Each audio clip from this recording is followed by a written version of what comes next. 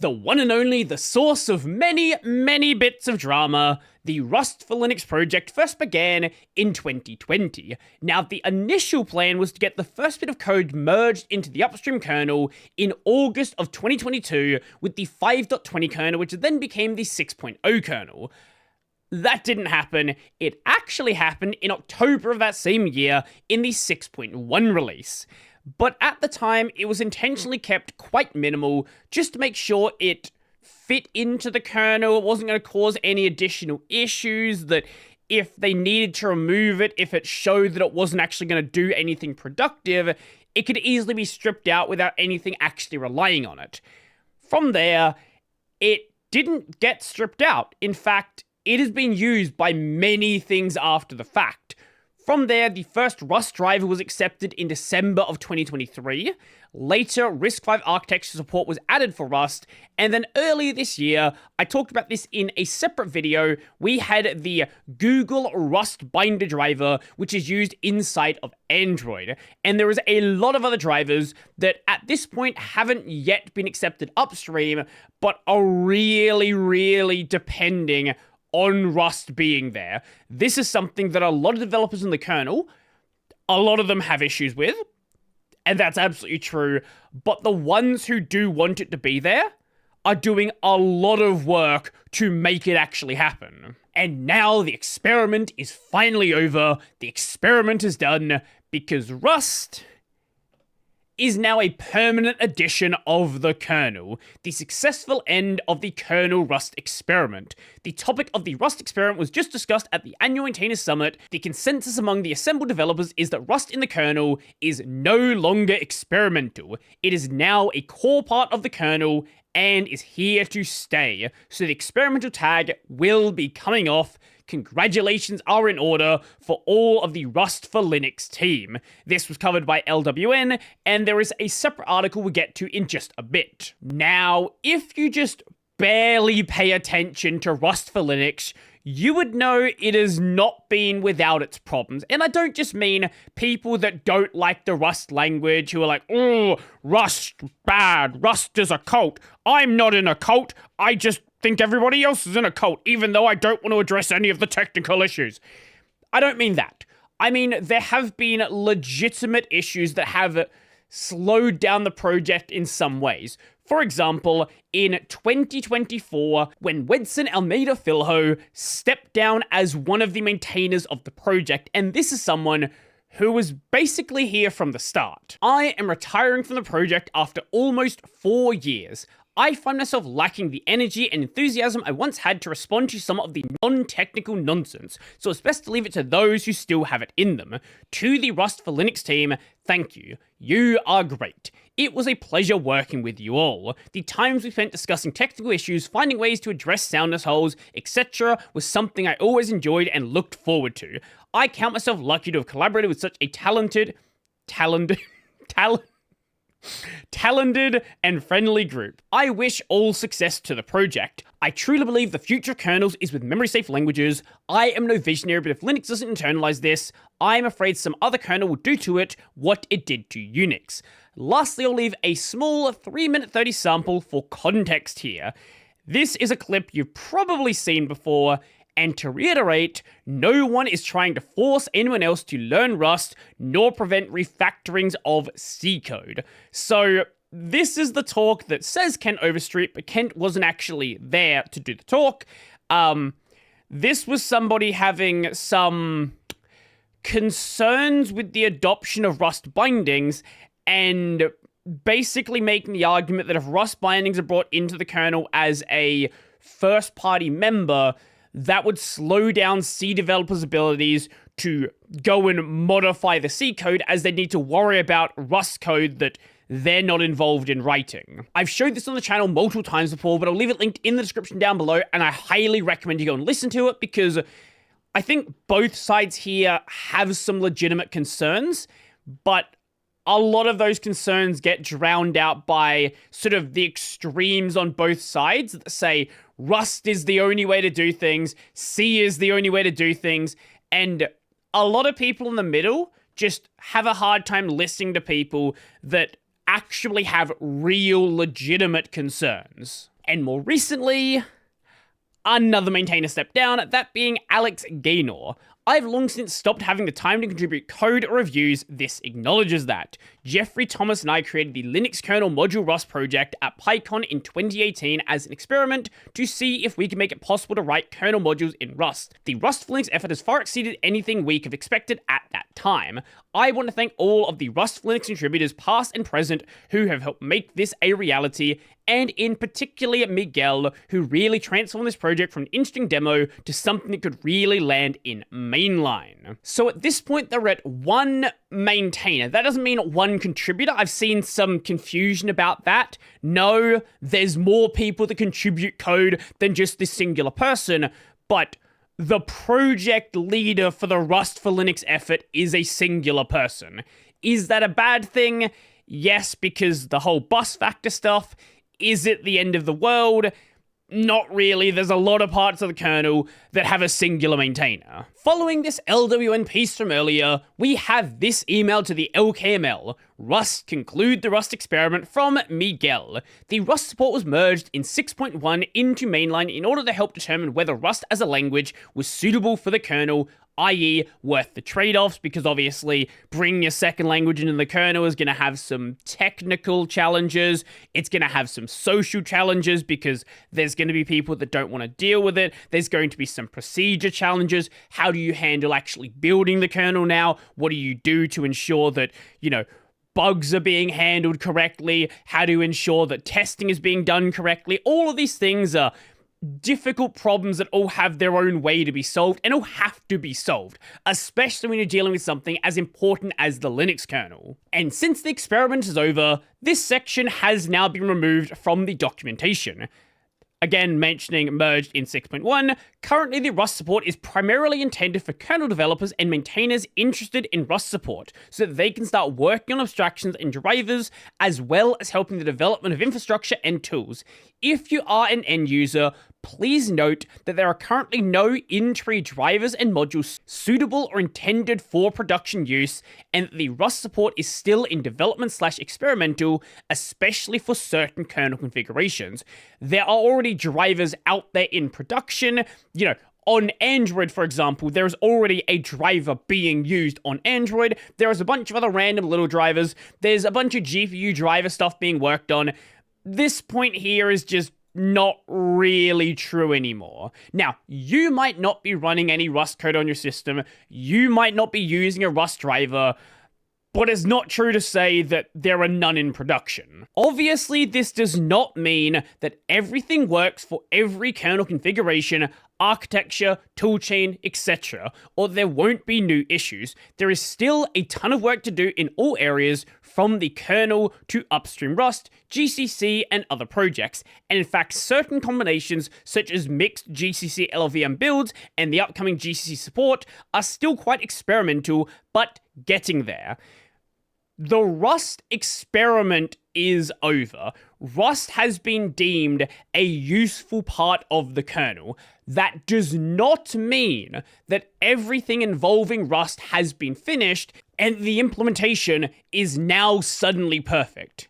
It is a useful part of the kernel, but there is still work to be done to have, millions upon millions of users relying on drivers, relying on this Rust implementation. But by making it so it's not considered an experiment anymore, making it a core part of the kernel, this should make it easier to bring in new fixes, to bring in new people who are interested in working on Rust, because why would you want to work on the Rust experiment when the experiment could be deemed unsuccessful?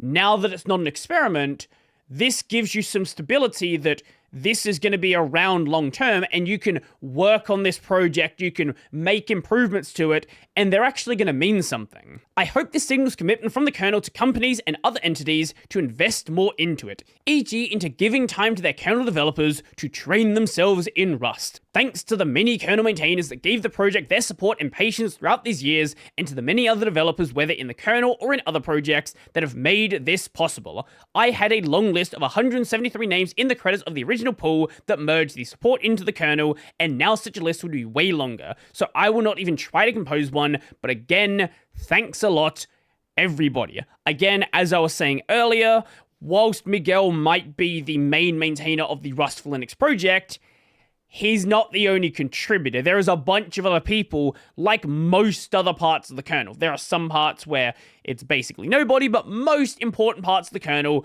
a bunch of people mess with it. We've basically gone from, oh, nobody uses Rust. Rust is going to go away sometime soon. Rust isn't going to be here long term, to now Rust is a core part of the project that basically powers the entire tech industry, and you're not getting rid of it anymore. But this doesn't mean that everything is now written in Rust, or everything is going to be rewritten into Rust, or that Rust is being forced on developers. It is still up to the individual subsystem maintainers to decide if they want to use Rust in their subsystem. For example, some of them, like graphics, are really, really in favor of Rust to the point where they don't want to accept new graphics drivers into the kernel unless they are written in Rust. This hasn't happened just yet, but it is something they want to implement sometime into the future. Obviously, there's going to be the legacy C drivers, but anything that is entirely new, that would have to be in Rust after this comes into play. But then there are other parts of the kernel where they're kind of happy doing what they want to do, but that's not always going to be the case. At some point, a new maintainer is going to come along, and maybe then policies are actually going to change. Now, sometimes I see people pointing to this right here when they talk about how people are being forced to accept Rust. That's not what Linus is saying in this rant. Linus Torvalds clearly lays out Linux maintainer roles, or not, around Rust code. Basically, what he is saying is, if you don't want to deal with Rust in your subsystem, that is totally fine. But at the same time, if you don't want to deal with it, you don't get a say if somebody wants to interact with your code and do things outside of your maintainership. If you want to say, we want nothing to do with Rust, you can have nothing to do with Rust, but you then don't get to stop people who want to do things in Rust. It's a bit of a mess, right? And you're dealing with thousands of developers every single release. It's less of an engineering problem in some ways and more of a people management problem. And there's going to be these issues that come up, and they're not going to go away anytime soon. But I feel like as Rust becomes more of an accepted part of the kernel, as new maintainers, new developers join the kernel, post-Rust not being an experiment, this is something where over time, it's gonna be something that is more accepted within the kernel. And obviously, it is mainly accepted with it actually being accepted into the kernel, but you're always gonna have these people that never wanted it to be there. And that's kind of just the way that any project is going to go. It would have happened with any other language, whether it was Zig, whether it was C++, or frankly, even just changing the C version, you're going to have issues like that. Also, my favorite thing I've seen people saying is, oh, this is going to make custom kernels impossible because Rust takes forever to compile, as if the people that are developing the kernel don't also have to compile the kernel. Firstly, it doesn't actually take that long. The reason why Rust can take a long time to compile is you're dealing with a lot of the more complicated Rust features that add a lot of compile time, like generics and things like that, but that's not the thing being used in the kernel, right? Like, Rust in the kernel is not Rust in a desktop application. Yes, it is the same language, but I've seen people think, oh, you're just gonna, like, pull in random libraries with cargo. Again, that's not how kernel development is being done. Kernel Rust, like low-level systems Rust, and desktop app Rust, same language, not the same style of development. But secondly, this change doesn't actually change how much Rust is already in the kernel. This has been a number that has been slowly growing over time. It's not that much code.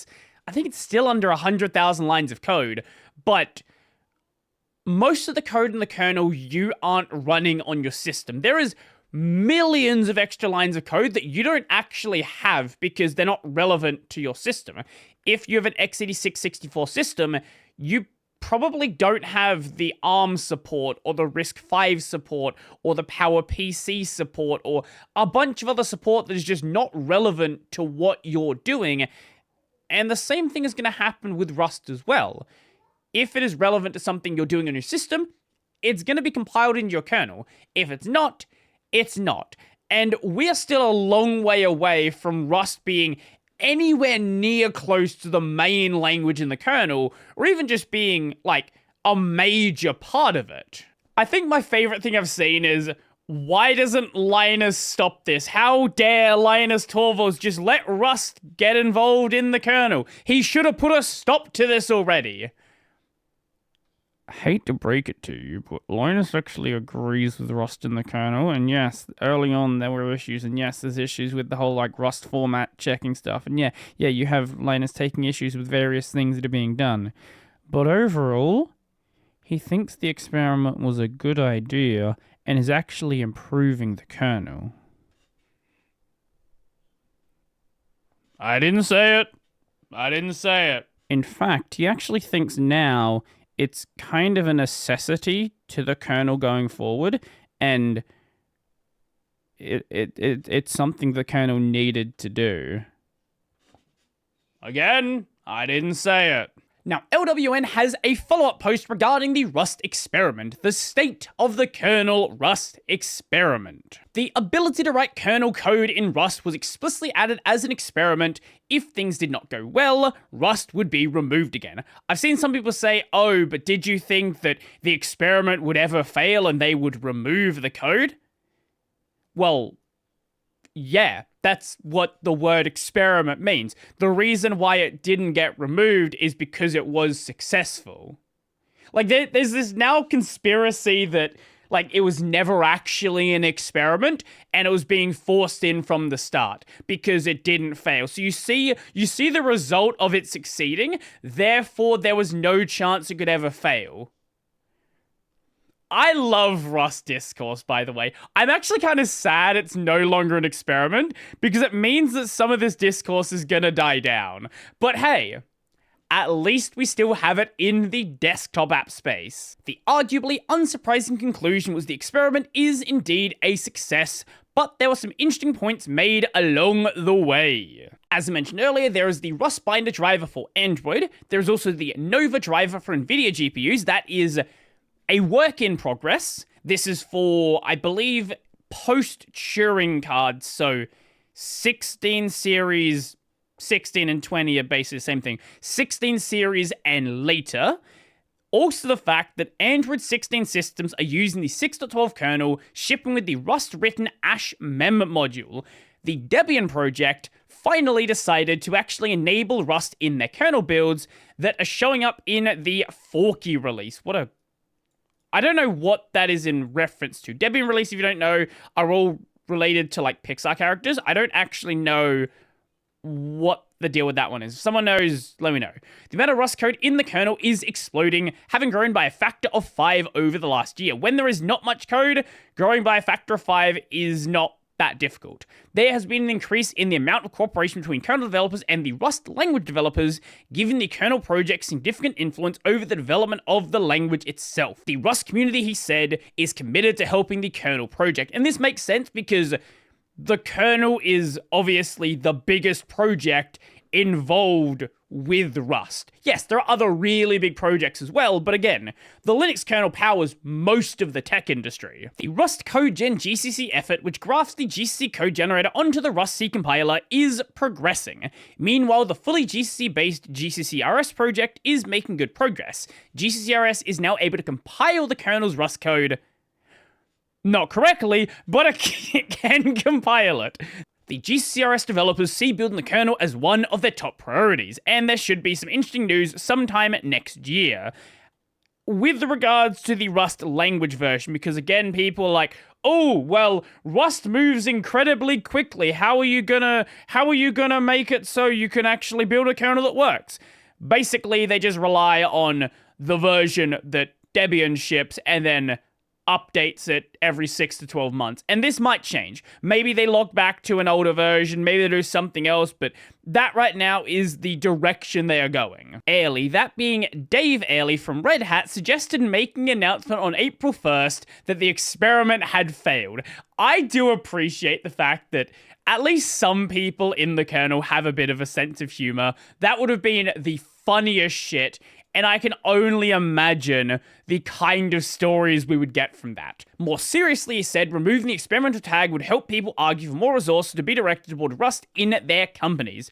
Bergman agreed with declaring the experiment over, worrying only that Rust still doesn't work on architectures that nobody uses. So Rust platform support is actually a lot wider than some people seem to think it is. It works on most of the things that people actually use. There are some legacy architectures where it doesn't, and that is a legitimate concern. This is something where you kind of have to decide what you're going to do, because if we're dealing with a 30-year-old architecture that nobody is using, is the cost worth it then? Because even things through like PowerPC are absolutely supported within Rust. Things like S390 are concerning and are being looked into. Airly said IBM would have to solve that problem and that it will happen. Greg Kroll-Hartman pointed out the Rust upstream supports that architecture. Bergman asked if problems with big endian systems were expected. Kroll-Hartman said that some drivers were simply unlikely to run properly on those systems. Again, most of the world revolves around x86, ARM, there's a bit of PowerPC there, there's some RISC-V, and yes, other things do exist, but at the end of the day, you have to, like, actually make that call. Do you just say, okay, make sure that nothing that is being used on these systems doesn't use Rust? Do you try to bring Rust support to these platforms? How do you actually handle that? And this is something still being discussed. Every so often, people ask, okay, well, if the kernel is written in C, why not do C++? Why go with Rust? And this is something where you kind of got to know your Linux history to know that C++ is basically an untouchable topic. Back in 2007, obviously things have greatly changed with the language since then.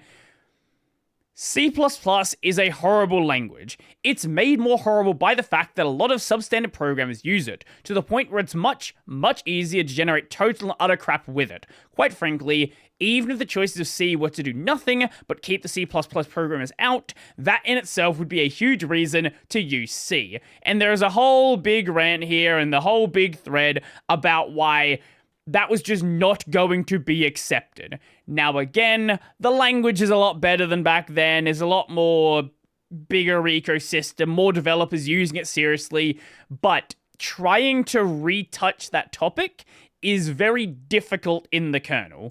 More recently, I guess it started in 2018 and then more recently again got restarted, a discussion back in 2024 about possibly adding in support for C++ into the kernel. And again, this didn't go anywhere and probably won't go anywhere, especially now that Rust is in the kernel. But I understand why some people would have preferred this direction.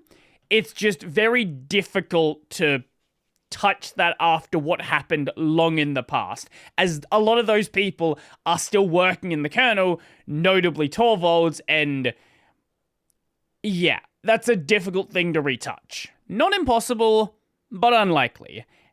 And now Rust is here to stay. And I'm sure a lot of people have a lot of things to say. This has been a multi-year thing, and yeah, let me know all of your crazy theories in the comment section down below. Let me know how evil the kernel is. Let me know why you're gonna go switch to, I don't know, Ghost BSD or something and not actually. Let me know why you're gonna go back to Windows. I'd love to know. So, you liked the video, go like the video. If you really liked the video and you want to become one of these amazing people over here, check out the Patreon, subscribe, Pay, linked in the description down below. That's going to be it for me, and well, what now?